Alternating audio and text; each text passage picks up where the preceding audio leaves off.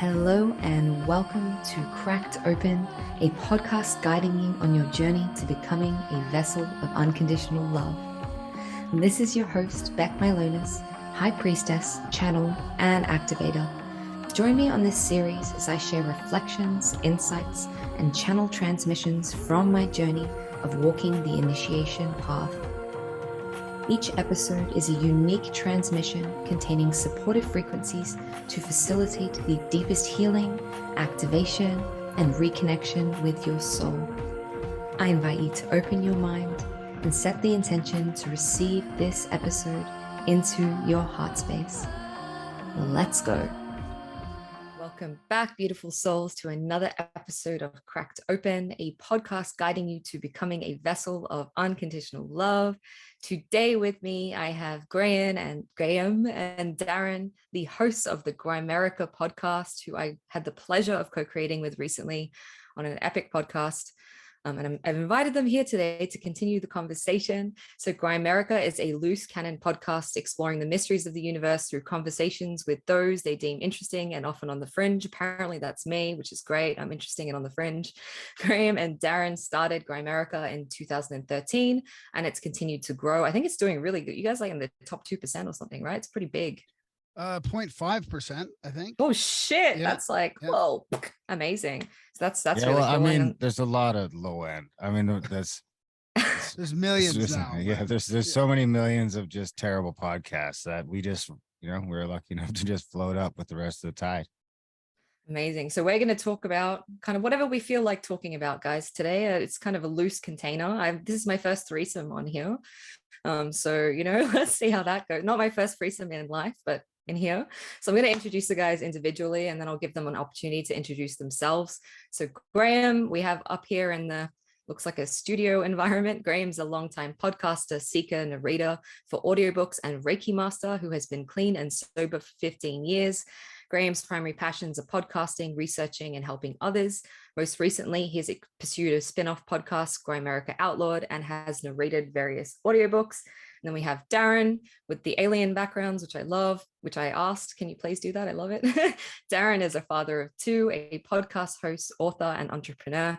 His skeptical approach to the phenomena investigated on the Grimerica Show is tempered by his libertarian learnings, although this combination frequently leads him to crush the dreams of anyone looking for high-rated synchronicity. I love that bit. I was like, I need to put that in because it kind of like, you're a bit, what's the word that I want to use? Skeptical, right? Like you're a logical minded skeptical man is what I'm gathering from that. I tried to be. Yeah, I Wait tried till you to hear some of his deeper thoughts and conspiracies. Okay. I'm like, how is he the skeptical one here? Well, it's going to be interesting. So guys, this is this intention of this podcast is around awakening and consciousness and becoming, the best version of yourself. So the question I want to ask is like, firstly, to start Grimerica, like what was the intention for both of you and what were your personal journeys to kind of get where you are? Any big things that have happened along the path to bring you into this seeking, into this expansion of consciousness? Graham, you can go first, I guess, so we don't like all get confused. Yeah, that's a good idea. Yeah, sure. So, well, yeah, I mean, I had a massive multi-person UFO sighting in Israel in 1990, and that kind of cracked me open, I would say. And but I also lost that sort of quest and got, addicted to drugs and alcohol, climbing up the corporate ladder. And then when I got sober, I got interested in all this stuff again. And it kind of came back. It came flooding back. I started listening to podcasts and then I met Darren and somebody had said, you could do a podcast because I got right into them in like probably 2008, 2007, maybe 2009. And then Darren and I met at work in Alberta and we went to a conference together and I popped his cherry, his podcast cherry. I was like, Darren, you got to listen to these. Cause I knew he was interested in like ancient aliens and stuff like that. So we went out traveling together to this conference and we decided we could do a podcast too. And like ask all the right questions and talk to all these researchers ourselves and sort of get involved in all this. And so we did, we started up like almost 10 years ago now. And it's been going pretty good. Amazing. I So definitely that's the think we short of need to it. talk about ancient aliens. Like, I feel like and they're all fucking here. Like, I mean, people who listen to this podcast are familiar with me talking about how we had come from an alien lineage, but like, I feel them. They're here. They're like, yo, we love you. So that's great. And definitely feel like we can go into that. Darren, hit us with your self-proclaimed bio or how you got to be on this path. Well, I guess with Graham, most of the way. I mean, I guess more than Graham, I was kind of looking for an outlet, and also I had tried a couple things. Like I tried blogging beforehand, and I was looking for some way to sort of get a foot in on doing something other than doing my day job, which funny enough, I'm still doing because I can't seem to leave it. And I'm not. And he's not. So, but yeah, same as Graham. We just sort of progressed along the way. Podcast is my middle child, and I actually have a stepdaughter living with me now too. So I have 3 little girls and a podcast and another podcast and everything else. So now I just find myself super busy all the time. But I think I like it. I think I prefer it that way. Whenever Keeps it you slows occupied. down, I kind of get bored, and I'm not good at sitting still. So, yeah, Right? lately I've been Cool. learning how to make video, to edit video. So that's going to be the next skill I try and pick up. Love it. Both of you kind of like, so, you know, Graham, you've said that you're sober for 15 years. And I read, you know, on your website, Darren, you're not sober, but like you've dealt with that stuff in the past. And it's funny because I in my past, turn to drugs and alcohol and all of this stuff as an outlet because I think maybe sensitive beings or people who are seeking, we want to dull ourselves down in some way or turn to stuff to get an experience or whatever that is. So what was the drive for you to go sober, firstly, and kind of like what was your relationship to that, like the drinking, the, you know, because I think it's so common on this journey that people have these inversions where they are addicted to stuff or they've gone through, like they have had to battle with stuff or become clean and sober, whatever that is.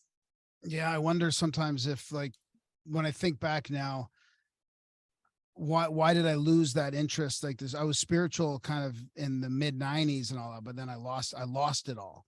And I don't know if I did that sort of on purpose or if I just got caught up in the rat race and maybe I wasn't content, but I was trying to get through, you know, I was trying to kind of fake it till I make it in the corporate environment. And maybe that just wasn't resonating with me, you know?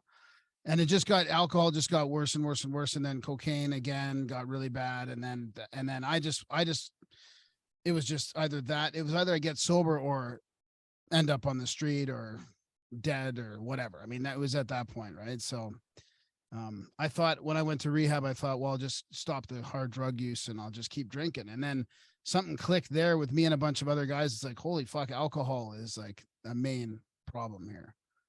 So I figured that if I didn't sort of hit my bottom quick like that, I probably would have been drinking for another decade or two, just struggling. So, you know, and then it was just really, once I realized that there was a spiritual solution to this addiction, for drugs and alcohol, at least. I mean, and I guess I believe everything. And it was pretty easy for me to embrace it and just do what I was told and listen to the advice and the stories from people in the past and just follow the path.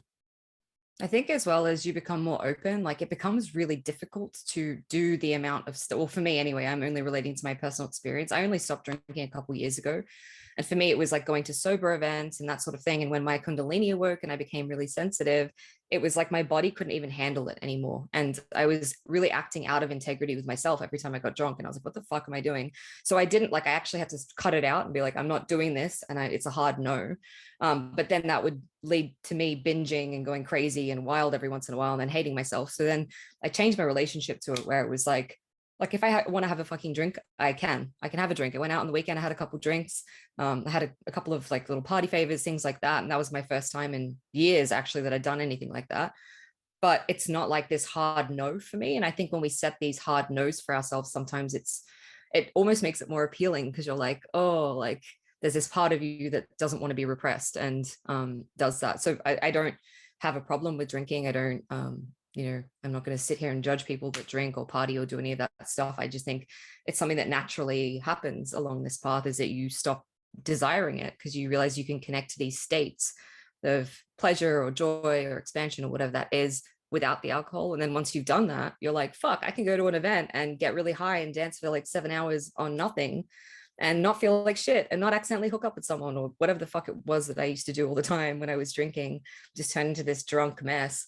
And that feels good. And I just feel like I make bad decisions when I'm drunk, like something ticks over in my brain and this alter ego comes out. So I don't know. Yeah, that's my relationship to it. I think yeah, we need to be conscious, like whatever we're doing and putting in our body, we need to be conscious of it and the effects.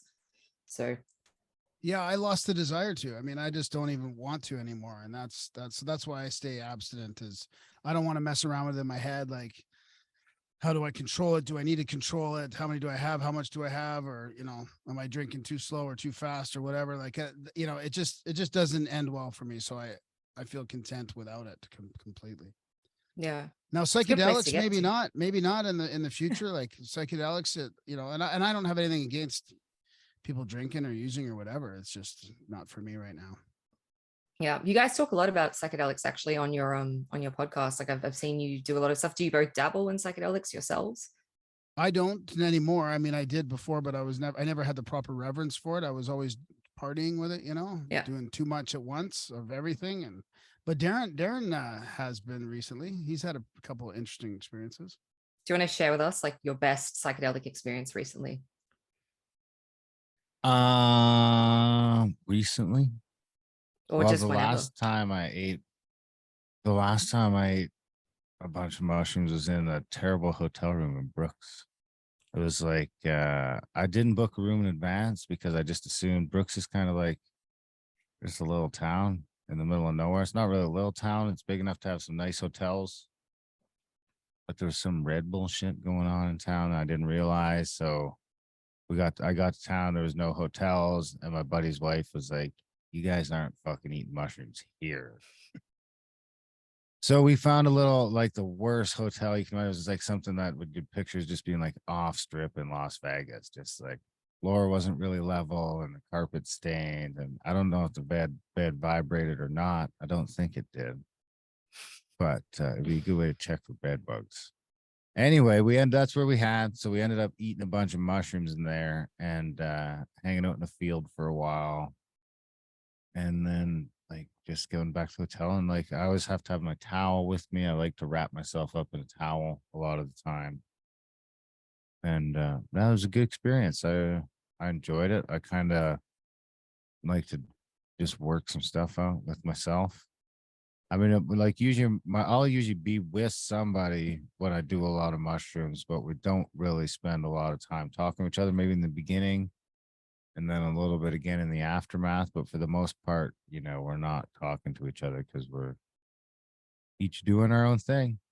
Yeah. And then other times, maybe I just do a little bit just to have fun. Like we were out at the event, one of our events a couple weeks ago with a bunch of people out of Mount Shasta, and everyone was drinking mushroom tea. And then I'll just have a little bit, just enough to get the giggles.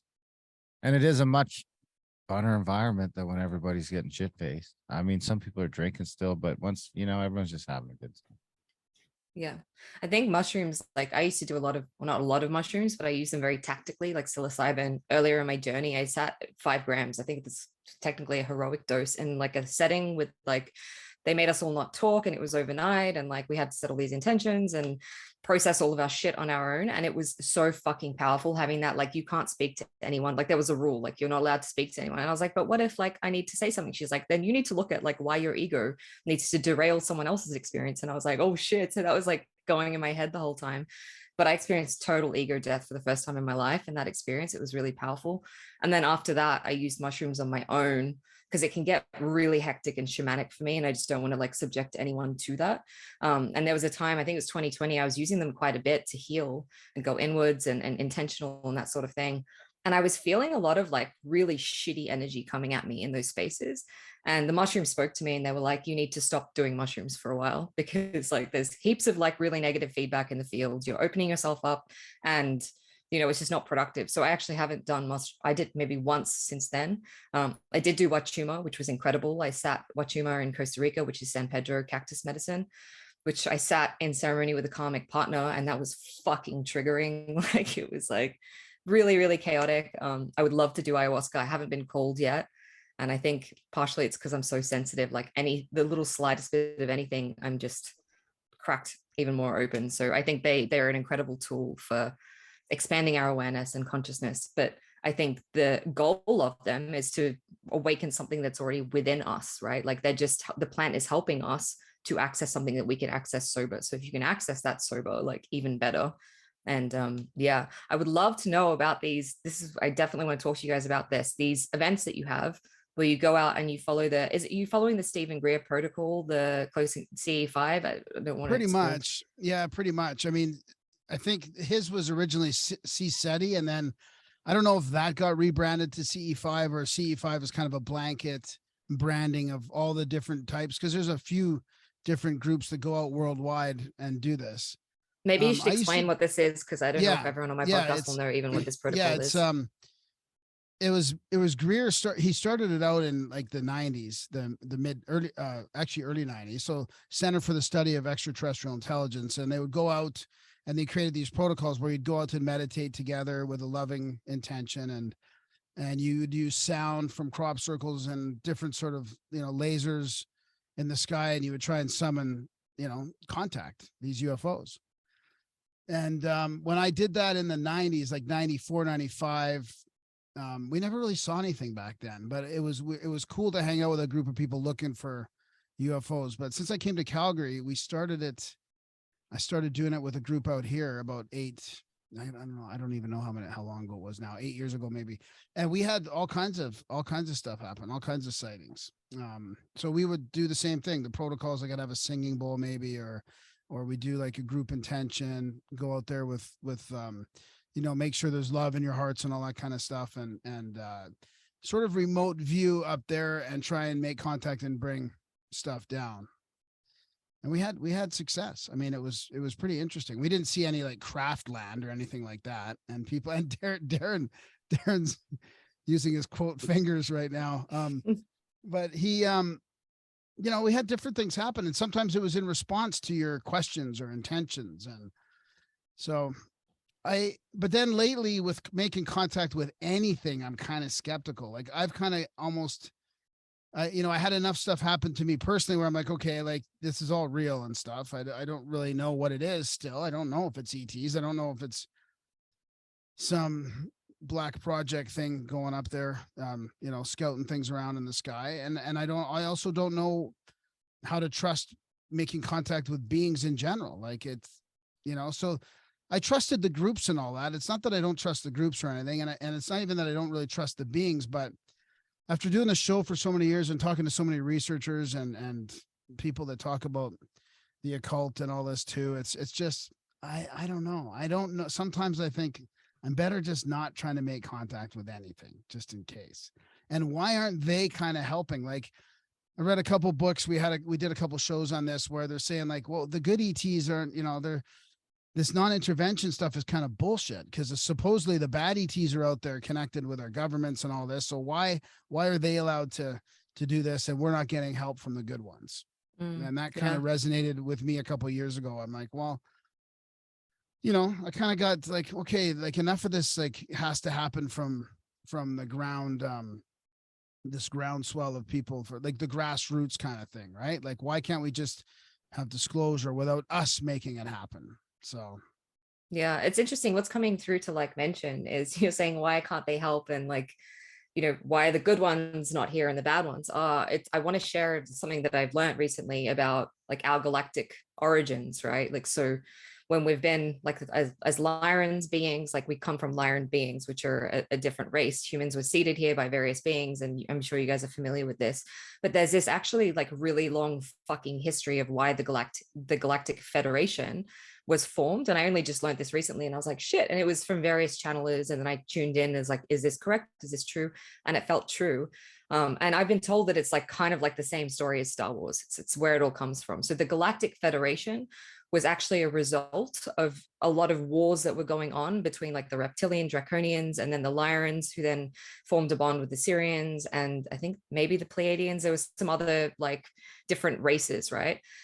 Because essentially what happened back then, way back then, this might have some rememberings for people, so if you're purging some stuff, that's cool, just be gentle to yourself. But essentially the draconians came into Lyra, or wherever it was. I don't know if it was specifically Lyra, but to their constellation, into their space in the galaxy, and it was like a utopia. Like, it was beautiful, abundant, and basically these draconian beings came and were like trying to dominate it and take control, as they do. That's their vibe, that's their whole fucking thing. They're these big fucking dominating beings that they're all about conquering and dominating. And they'd done this like across the galaxy, across the universe, to many different places. So these wars started breaking out because Lyra was like, no, fuck off. Like, this is our place. Like, you can't just come in here and, we don't want you here. And these wars were going on for like millions and millions and millions of years. And so many souls were lost and died as a result of these wars between, I suppose you want to say, the light side and the dark side, but I'm not really into that dialogue of, duality. But like, it's, yeah, the goodies and the baddies, if you want to call them that, but I think everyone's kind of neutral anyway. But from this, there was this decision to create this foundation or this federation, which brought peace across the galaxy, right? So the Galactic Federation in and of itself is neutral. Like, we have this idea that the Galactic Federation is just the good guys, but it's actually not. There's draconians, reptilians, like beings from all races on this federation, and it's kind of like the UN for the galaxy, right? So the Galactic Federation is here to keep the balance and the neutrality, right? Like to not like bring wars into it. And due to various like karmic contracts and the fact that we're this whole big experiment and all of these other things, there's been things in place which have meant that they can't intervene here, right? And I know we talked about this on your podcast, and I know you don't like hearing this because you're like, why can't they intervene? But basically it's like, their job is to not intervene unless there's this imbalance going on. And because these people who are running our government, or these shadow governments and all this stuff, there's so many things going on which are playing out contracts, which are like, from a higher perspective, these contracts need to play out because there is free will. So there is this policy of free will which must be honored in the universe. It's the gods, kind of like the God consciousness of free will. Everything needs to come into balance on its own. And like, karma needs to be kind of neutralized through like both experiences happening. That's how karma neutralizes. Like, when the inverse experience happens, the yin to the yang, whatever that is, then it comes into balance. So there's all these contracts and things playing out, firstly. Secondly, we submit to this stuff. Humans have submitted to this stuff. We've consented on so many fucking ways. In so many ways, we've consented and said yes. And what these beings are doing is they're putting things out there in the open for us in a sly way, which is like, well, we're telling you, like, you're consenting, you're signing up, read the fucking fine print, which we don't do. So they're not actually infringing in the ways that we think that they are. And we're just dumb enough, or have been dumb enough, to go along with it, right? The other thing I want to say is, there's fucking aliens here now.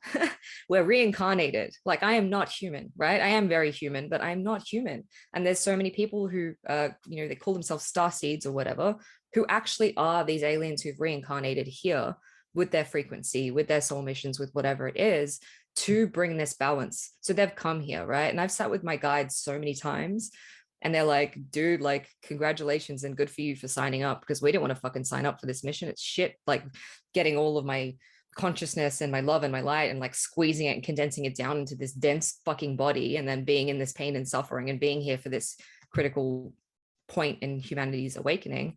But they're here. So it's really funny to me trying to contact these beings as if they're out there when they're here, embodied in human forms, or they're here. Like, I work with a lot of them all the time around me, and I connect to their frequency, and they are here to help. Like, most of them are here to help if you're asking them.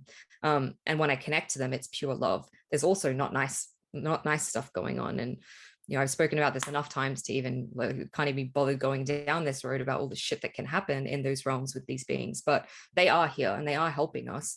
I just think that maybe we have an abandonment wound, like, collectively, that we're dealing with, of like, why can't someone fucking save us? It's this, why aren't we being saved? And it's like, no, you need to save yourself, right? So if you're trying to help someone, who is not helping themselves, you're disempowering them. So when I say all of that, like, how does that reflect? What's your reflection on that? I like it. I kind of agree with it for the most part. But that's kind of what I was when we were mentioning it earlier about like, I think we're in a war right now on Earth, a war for our spirituality, our war for our humanity too. And it's going to be a long, so I'm prepared, not physically as much, but sort of getting sort of prepared, I guess, emotionally, spiritually, that it's going to be a long, like, they're not going to give up. And there's a lot of people waking up, which means it's got to come to a head at some point. And it's going to take a while to come to a head.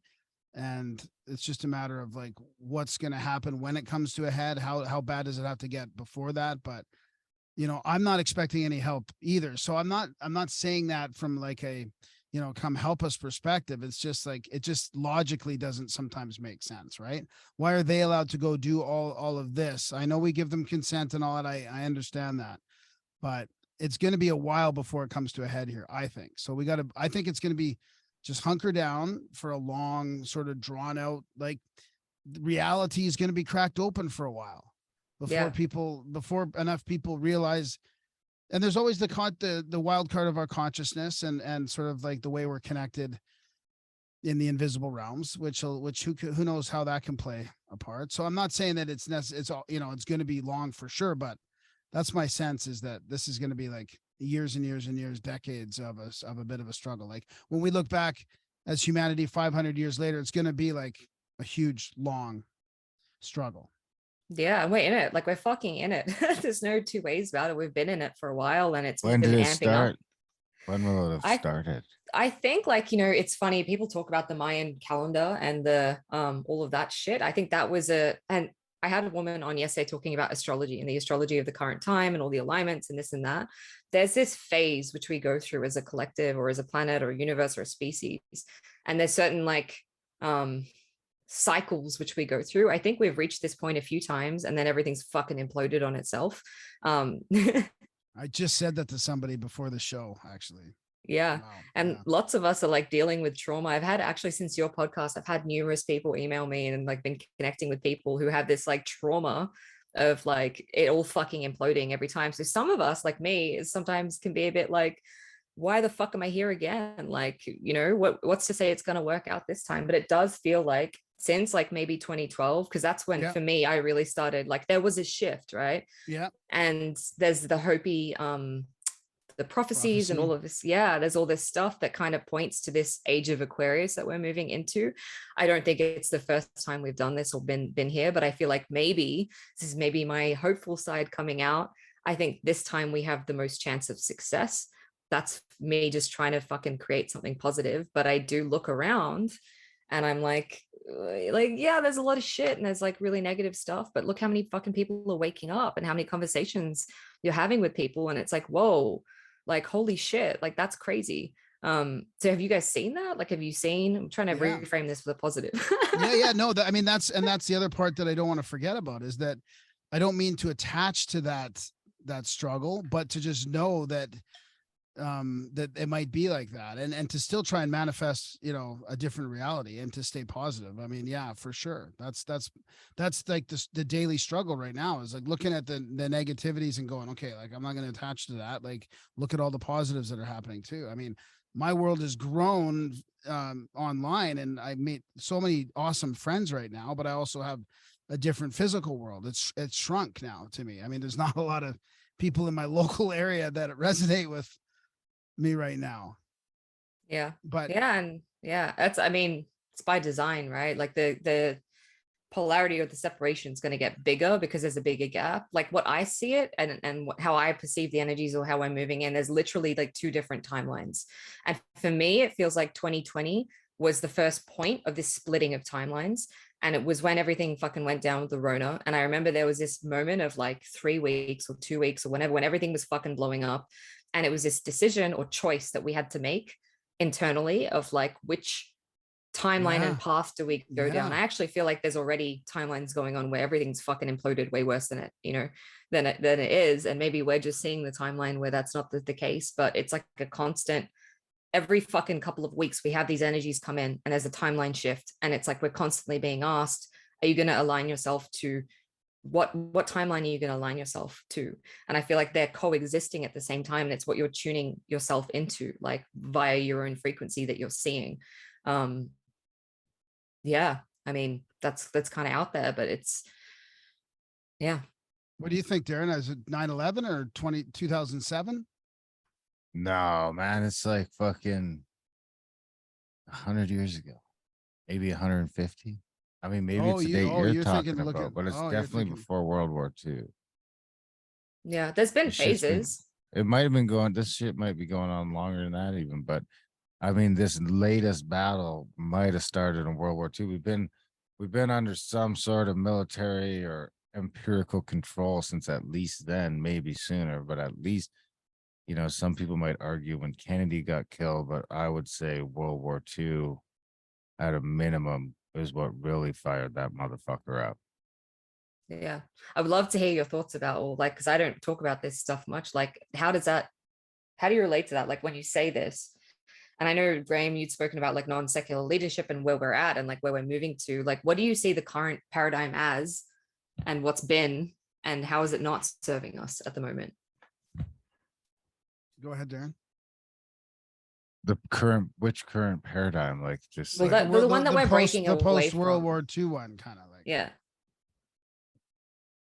well, I don't know that we're breaking away from it, but I just think that seems to be maybe, and I'm just speaking for the West, maybe not even Canada, but at least America and seemingly most of the West seem to be a pretty free, much freer space back in the, you know, the 50s. It seems like a little bit, but definitely back in the 20s and 30s in America, there's a lot more personal freedom. I mean, you had the prohibition thing, but and it might just be that the state didn't have the apparatus in place to do the shit that they have it in place to do now. But I mean, back then, you know, being a congressman was a couple weeks a year. It wasn't like a full-time job with a great retirement package. You know, there was no fucking pensions because you went and served Congress. It was a pain in the ass.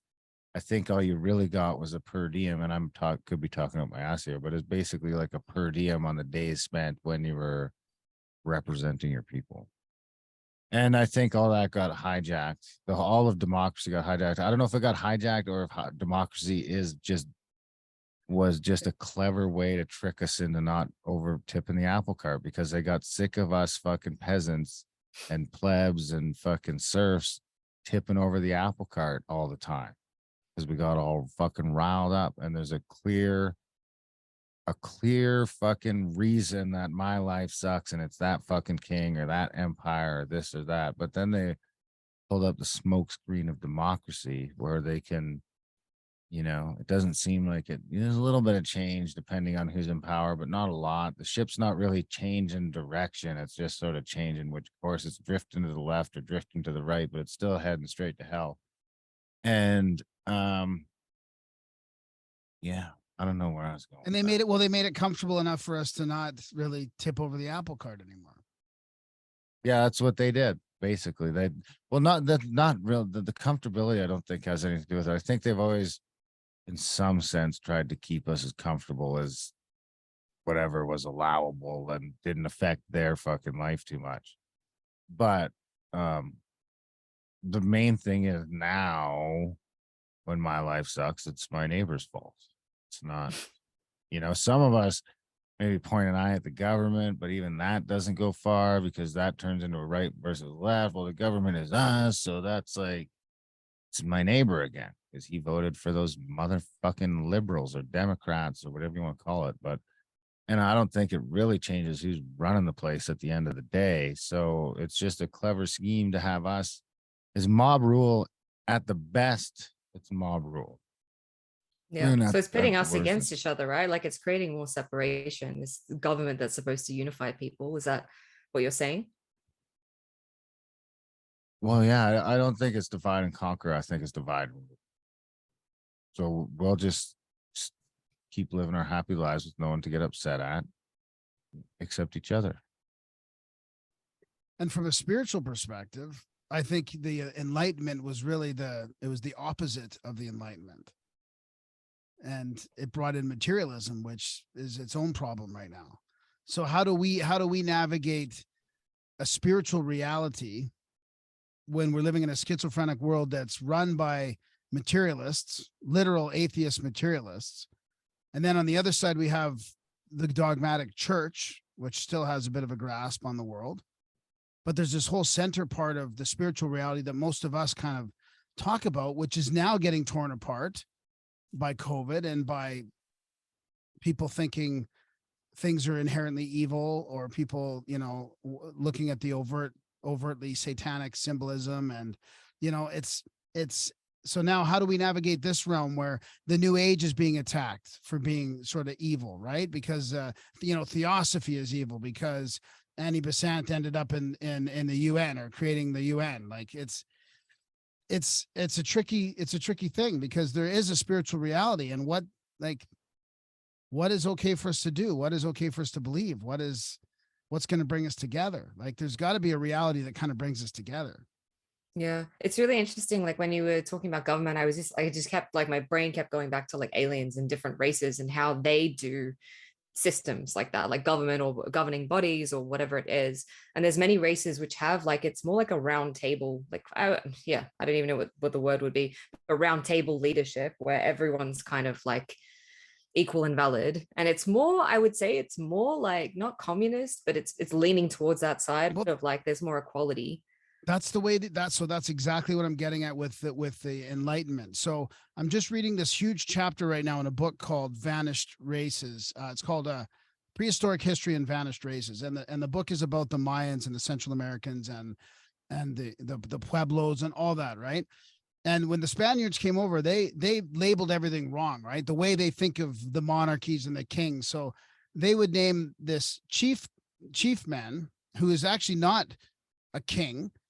He's there, voted there, and he can be taken down at any time. And his partner, that's called the Snake Woman, has as much authority as him. Like, he's in charge of the military kind of aspect of it, and she's in charge of everything else. And the Spanish, like the conquerors, completely got it all wrong. And they're living in this communal, like you said, almost like communism in a way. But it was a communal thing where they all kind of got a say, they all kind of got a vote, they were all equals. But they also got representatives that could be taken down at any time, and they were there for their ability to lead and not for some other like monetary reason. Yeah. And they all Darren? They all pitched in. And they all which is what, this is what I was exactly going to go on the thread of. Like, for me, the vision of the new earth is like, we all get to fucking show up and do what our dharma is, our gifts, like what lights us up, and contribute in that way. And yes, maybe we'll all have like little things to do, like planting the fucking vegetables, or like one day a week you get like shit scooping duty or whatever, like, right? We all like pitch in.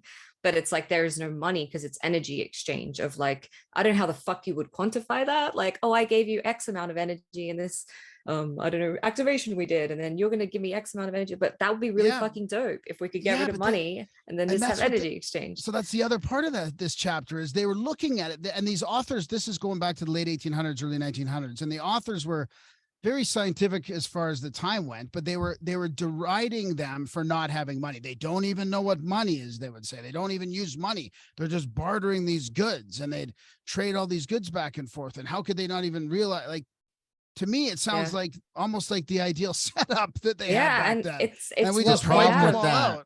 Out. The problem with that is that you don't get Zoom. You don't get Zoom. You probably ain't getting your fucking iPhone. I mean, but we can, the iPhone's not great. Connect with our like psychic abilities, right? Sure, so it's like, actually what you're saying, what you're saying about these Mayan eras is, I'm like, this is like what they fucking seeded us here with. This is what it's like in other places. This is the golden age, right? I have visions of this golden age where we're all sharing and fucking, but I think the level of consciousness you need to have, many humans are not there because they're selfish pricks. Basically, they're still serving self. So in order for us to enter into this like even equal exchange where we're all fucking sharing memory and like connected to each other, we need to reach a level of consciousness to realize it's not all about us, and to like be more like, I guess, Jesus or whatever, like serving others, like self, not serving self. you have to reach a level of consciousness to be able to let go of greed and like fucking people over, right? Like, is that not true? Like, that's not true. Yeah. Like, and Darren, True, Darren, that is true. But the best way that I can help my neighbor is by filling up my bucket so full that it's overflowing into his yard and all the yards around me. You know, that's where I think that the individual comes into play, is that we're all best serving ourselves to our best ability so that we're not a draw on anyone else. And then we can maybe think about helping others. But I think it just sort of naturally happens when everyone, when you take care of yourself first, when you can help take others. care of It's like yourself putting, first. It's like putting your mask on first in an airplane accident, right? I did this whole episode about this recently, about giving and receiving, and how we can't give truly unconditionally if we're lacking in any way. Like, if we're not giving to ourselves, if we're not whole, if we don't have self-love and boundaries to know when I'm overgiving or when someone's fucking just siphoning me or whatever that is, like, we need to have a level of self-respect and love and taking care of our own shit and ourselves to be able to give to others. But also it's that recognition of that other is self.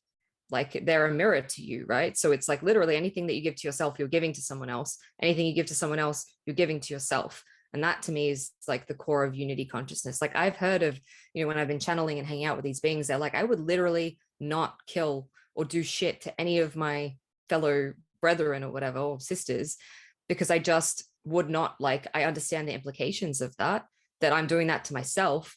I'm creating karma and whatever else. And so I just wouldn't even want to do that. Like, it's not even a thing in their mind where they want to harm another person, because they've merged in this way where it's like there is no separation, which I think that's what psychedelics are really good for. They help you to feel connected to the trees and the plants, and you're breathing into everything. And I've been having some wild, like, tantric experiences lately of that connection of like, holy fuck, like, we're not separate, like you are. Anyway, so you have something to say? I could go on like for an hour. No. Like, I was just gonna say, Darren actually mentioned this once, and I've never forgotten it.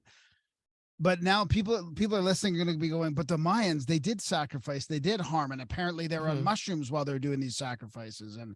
And I mean, and this book gets into that too a little bit. It talks about the sacrifices, like they would either capture people as tributes and they would sacrifice those people, or people would volunteer themselves to be sacrificed. And I think it was you, Darren, that once said, well, they were doing that then intentionally, but if you look at where we're at right now, with all the children being fucking sacrificed and all the people, I mean, this is like, there's a mass fucking ritual sacrifice going on right now. So how can you deride that when you see that, like, I mean, if you wanted to look at, the excess mortality right now, and even just the human trafficking and the amount of violence that's perpetrated by the state, I mean, you could make a good argument that it's not any worse than an intentional sacrifice to appease the gods for a while. Yeah, I think what happened there, like when I tune into the frequency of it, and I went to Mexico last year and I had this huge fucking remembrance of being there and it was like massive. I need to go back. I've been told I need to go back soon. But what happened there was a distortion. It was human level distortion, right? Like, so we were given these pure templates of like the fucking what was seeded in us, and humans are flawed because we also have fucking reptilian DNA in us, right? We have DNA from both. We have DNA from these higher beings, but we also have DNA from beings who are self-serving. So it's like we were given these pure templates, we were given the technology, we were given this way of being and economy and all this stuff. It's the same fucking thing that happened in Atlantis. We had free energy, we were connecting, it was this fucking utopia. And then one guy, I'm assuming it's a guy because it's always a fucking guy. No, I'm kidding. I love men. Men are all right. But it's one always person a guy was that builds the paradise too, though. Don't forget it's that. True. I mean, we tend to tear them down after we build. Yeah, but it was just one guy that was like, actually, I'm gonna like start fucking taking all of that power for me. So I think, why there was, I mean, I don't know this for sure. Maybe I'm justifying myself in this lifetime, but that was a distortion of something. Like, it wasn't the pure frequency of what we were given. And I think that's why we connect to these beings, and why, you say you're not sure of like, why do I connect to them? Should I connect to them? Is it helpful? Well, yeah, because they're a bit more advanced than us, and well, they are us, and they're reminding us of what the potential is. Like, they have frameworks and understandings that we are here to remember and retrieve, but also they're like an older brother or sister, like, hey, humanity, we're trying to help you to, uplift. Something that was coming through was complete like change of trajectory. What do you guys think about the recent UFO sightings? Because I have an opinion. I certainly have an opinion, but I'm curious to hear about, all this stuff that's coming out now. Do you think there's an agenda in that? Do you think that's like legit aliens, or it's like some fucking shit? No, I mean, I have a really obtuse theory about there being an agenda.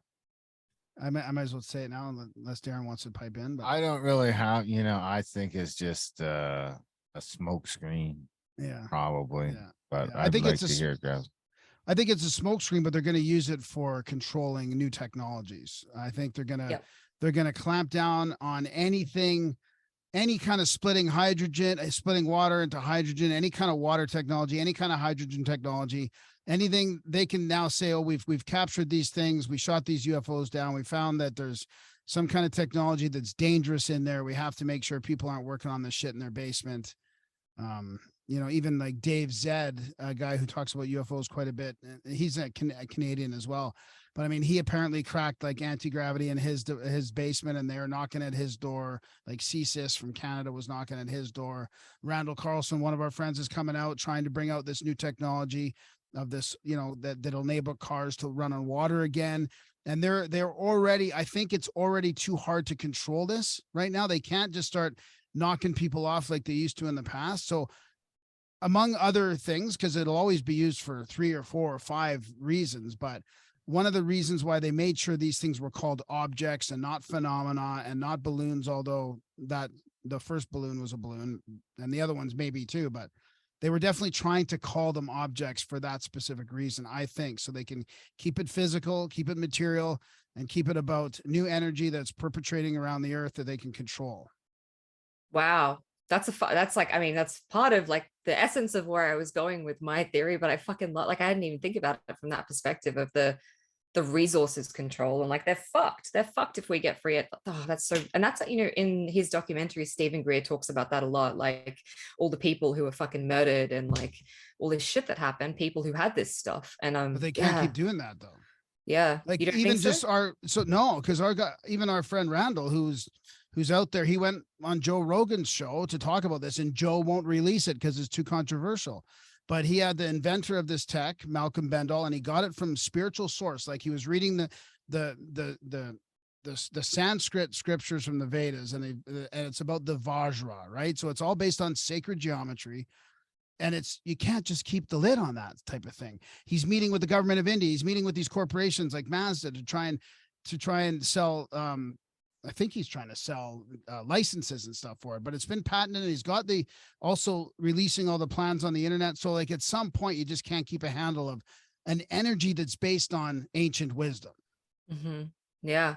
Fuck yeah. I mean, that's exciting. It's really exciting. I think from my perspective, yeah, I was like, they're going to use this to be like, aliens are attacking, separation fear, which they totally are going to do as well. And it's fucking ridiculous because like when you tune into the frequency of most of these beings, it's love. Like they're so pure. I would love to, like, you didn't actually mention any of these experiences, but did you feel that love from any of them, or that connection, or like, no, what was that experience? No, you didn't, but did other people? Yeah, other people did. Yeah. Yeah. Well, when I tune into them, I'm like, oh my God, it's just pure love. And like, how can they be trying to fuck us over? Like, I shouldn't say that. I did have a couple experiences where I had like full on body shivers, like when I had my Kundalini sort of awakened. It was that kind of like everything, the whole body vibrating, and that felt like bliss to me. And I guess I associate bliss with love. So yeah, I think as we're raising in frequency and we're reaching this pinnacle point, lots of this stuff's going to start to come out because we're ready for it. Like it's again, but I feel like we're at this point that we've been at so many fucking times where it's like it could implode on us. There could be some dicks that ruin it for everyone, or it could go really well. But it's almost like we had to reach this level of consciousness to be able to access that wisdom and information again. It's like we were buried. It almost feels like for hundreds of years we've been buried and we've fucking forgotten, with the exception of like a couple of homies out there like Jesus or whoever else like had this wisdom and knowledge, and obviously that didn't go so well for them. But we've reached this point where that remembering is happening for people. We're remembering being other places, we're remembering this wisdom, we're remembering this connection, and it all goes hand in hand. It's like how we're connecting to the oneness and each other is enabling us to exchange information, open up to these psychic realms and receive downloads and receive information and receive that sort of thing. Like, do you receive downloads? Is that something that you are like aware of doing, or like stuff drops in? Well, I kind of did the other day when I first quit my day job and I was thinking about writing a book on recovery. I did, but I haven't finished the book now. But I did feel like a couple times I woke up in the middle of the night and just had to write it all down. So it was coming through pretty quick like that. I guess I would consider that a bit of a download. Other than that, I don't. Like, I'm not too attuned like that. Yeah. I think everyone has the capacity, and this is like a big part of what I share and teach is like we all have that capacity. It's like, are we tuning into it or not? Are we looking for it or not? Are we seeking it or not? Cool. Well, that's all. Oh, like aliens and UFOs. Just as a kind of next question, I'm curious. You guys have a lot of really interesting people on your show. Is there anything recently that's come up and it's just blown your fucking mind, like, and you've just been like, whoa, that's a whole paradigm shift for me? Kind of a loaded question, but maybe someone will pop Darren, into your do you mind. got anything coming up for you on that?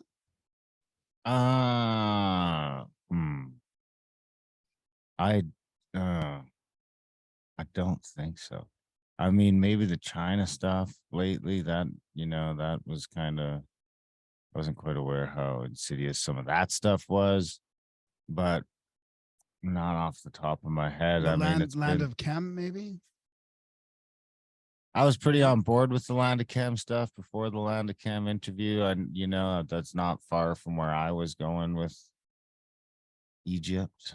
But yeah, that one's on the list for sure. Maybe the free energy one will turn out to be on the list too, but it's just fucking so far over my head that I don't know what anyone's saying.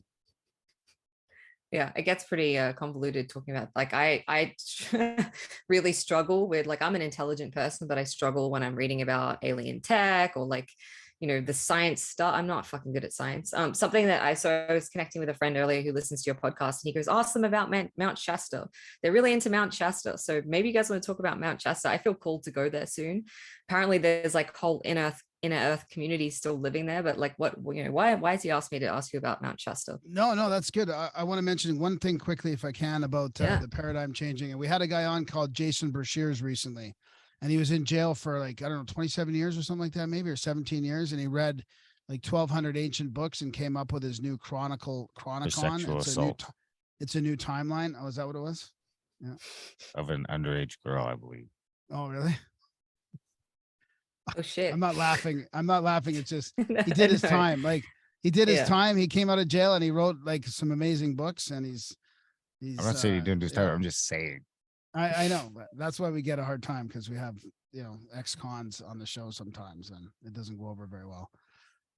So his thing is RKX, and that's a game changer as far as like, ancient wisdom and a new chronology of cataclysms and what happens to the earth. And so what is that? I have no idea what that is. Do you want to share what that is? I'm like, he says that there's an event that happens every 138 years. It's called the Phoenix event. And it's also, he thinks that in 2139 BC, there's 5 different sources of material that point to that exact date as being like the flood, like a release of the vapor canopy, which was our atmosphere, released and flooded the world back then. So he compresses everything. So a lot of our other guests are expanding the timeline to like all this ancient tech in Egypt and stuff going back before the Ice Age or during the Ice Age. And he compresses it all and says it's all happening. Like, he only goes with the written word, which is only from 5,000 BC, I guess, or something like that. And he compresses it all, that everything is happening a lot faster than we think. Wow. Or more recent than we think.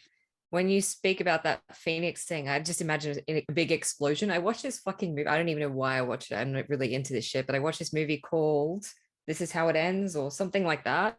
And it was basically what had happened in this movie. It was like an apocalyptic film. And there was some sort of explosion and these big, like, fiery gas clouds that were just like enveloping the whole of the states, because everything happens in America, because America is the center of the fucking universe. But it exploded in the states, and it was like taking over the world. And I've read stuff, and even like in the Bible, in oh my god, Revelations, is it Revelations? That's the final one, which is all like fucked up. Yeah. It talks about how the earth will end in fire. And I've had these flashbacks of these fucking images. And I was reading this book about like the watchers, like, so angels who come here and watch, and they talk about watching the earth get engulfed in this like explosion of fire and brimstone. And it's like, whoa, like shit. When you said Phoenix, that's what I, like, in my mind, I was like, whoa, it's like this explosion, but it's also the floods and the landslides. And fuck, I've been having some sinkhole dreams lately, which have not been good. Like, the whole of, like, I was in America in this dream, because I've clearly been indoctrinated by all the shit that I watch, but I was in America and this huge sinkhole opened up and started swallowing the earth. And it was like, I have these dreams a lot, so I would not be surprised if some sort of cataclysm or various cataclysms started happening. Yeah, not a positive thing to like, we're gonna be fine, guys. Like, these bodies are temporary. It's all good. Like, we're gonna laugh about this one day. But we've gone through that like various times in humanity. I was actually talking to a friend about how I'm scared shitless of apocalyptic stuff and like earthquakes and natural disasters. And he's like, why?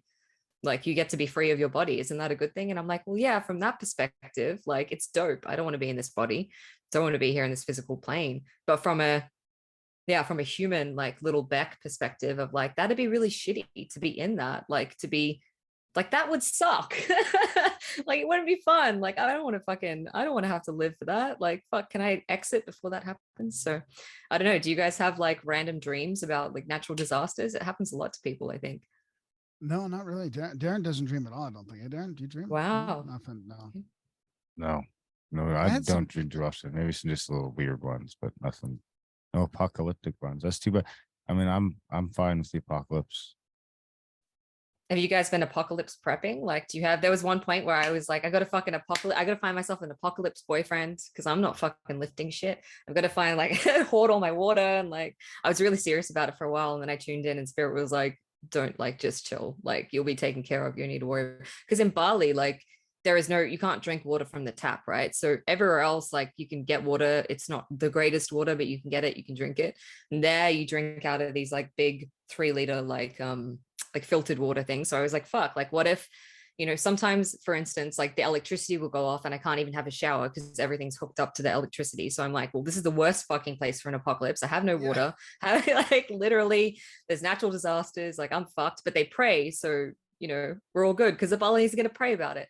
But so anyway, completely going on a tangent there. But yeah, there was a moment when I was like apocalypse prepping, which is not, I mean, I don't want to be apocalypse prepping. Darren's pretty much well prepped, eh, Darren?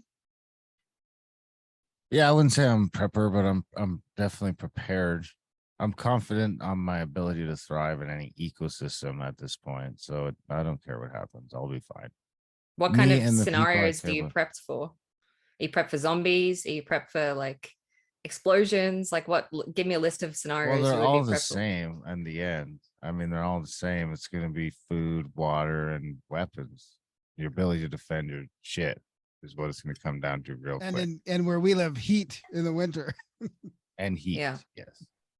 All right. So if you can cross those off, then you'll be fine. And then in 6 months, most of these people will be dead.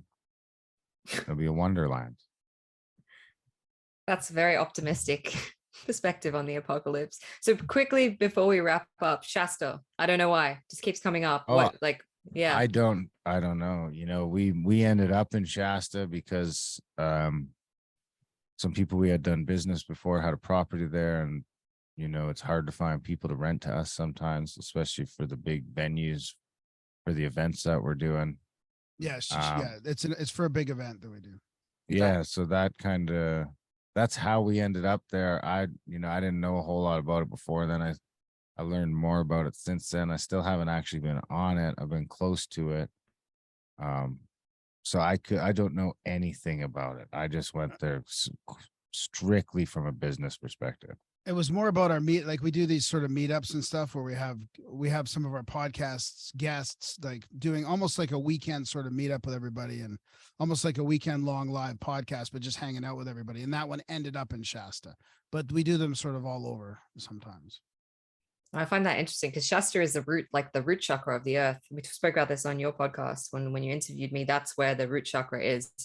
And I've heard that there's like communities of inner realm, inner earth beings still living there. Like, so at some point when one of these fucking cataclysms happened, they actually went in and they're still there hanging out, and there's whole communities. And I mean, I feel like when I tune into, so from a human perspective, I'm like, that's fucking retarded and that's not a thing. But when I tune into it, it feels true to me.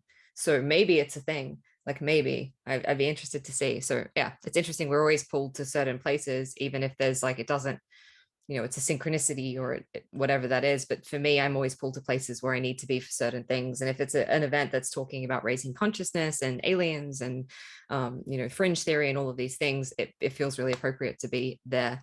So yeah, cool. Do you guys have anything else to add? Are you feeling pretty complete? Like anything else you would like to share?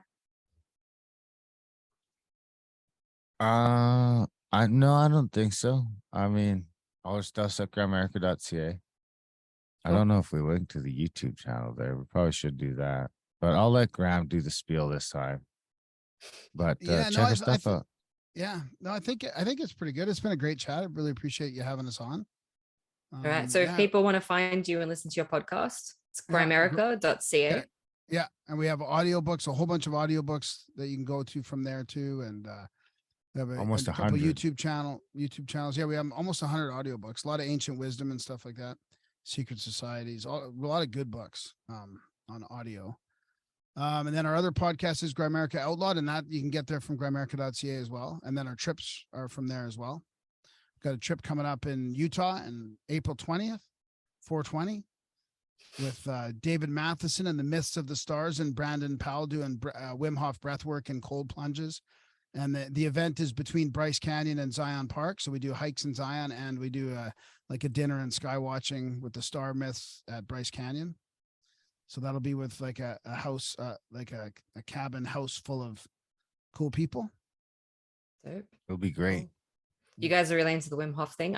This has got to impress you.